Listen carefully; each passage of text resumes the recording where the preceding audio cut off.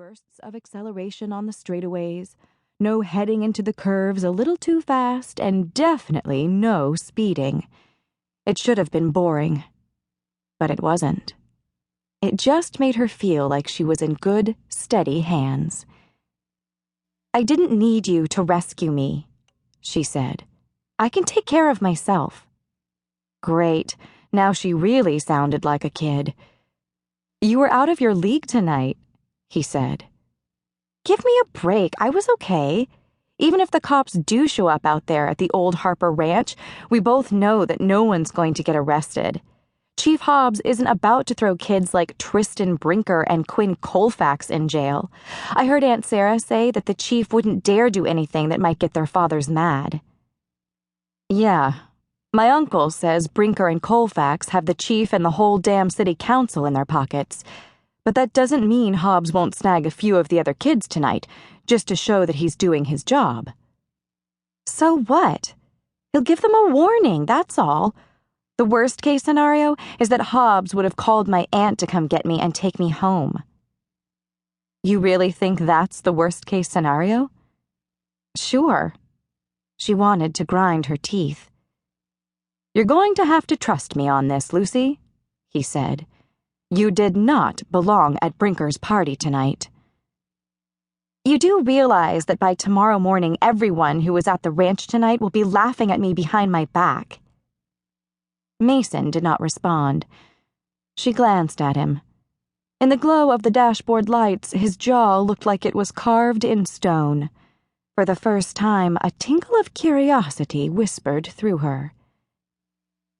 "There's something you're not telling me, isn't there?" she said. "Let it go," Mason said. "Like I can do that now. How did you know that I was at Brinker's party tonight?" "Does it matter?" "Yes," she said. "It matters." "I heard rumors that you might be there. I called your aunt. She wasn't home." "She and Mary are in San Francisco. They're on a buying trip at an antiques fair. I left a message in my aunt's voicemail, not that it's any of your business." Mason ignored that. "When I found out your aunt was gone, I decided I'd swing by the park and see if you were there. Figured you would be in over your head." "Because I'm not one of the A-list kids?" "You're too young to be hanging around Brinker and Colfax.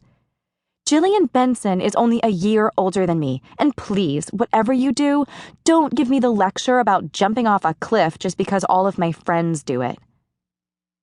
"Jillian is not your friend." "It just so happens she's the one who invited me." "Is that right?" Mason sounded thoughtful. "Well now, isn't that interesting?" "She called earlier this evening and said she was going to Brinker's party, and did I want to come along? It's not like there's a lot of other stuff to do in this town." "So you jumped at the chance?" "Not exactly. At first I said no. I'm just here for the summer. I only know a few of the local kids. She said it would be a good way to meet people. I told her I didn't have a car. She offered to pick me up at my aunt's house." "Real nice of her, wasn't it?" Mason said. "What are you getting at?" "Did you have anything to drink before I got there?" "Just some bottled water that I brought with me, and I don't owe you any explanations, by the way." "You didn't have any of whatever was in those unlabeled bottles that were in the ice chest?" "It was some kind of energy drink," Jillian said. "She told me that Brinker makes sure it's at all of the ranch parties. She said there's something special in it." "But you didn't have any?" "I didn't feel like getting drunk or high, okay?" She had no intention of admitting that the idea of consuming the oddly colored beverage had scared the living daylights out of her. The sad truth was that she had realized long before Mason had arrived that the night was destined to be a failure. She was just not cut out to live on the edge or push the envelope or take a walk on the wild side. Everyone said she was level-headed and responsible, not the sort to get into trouble. But those were just other ways of saying that she was boring and way too cautious.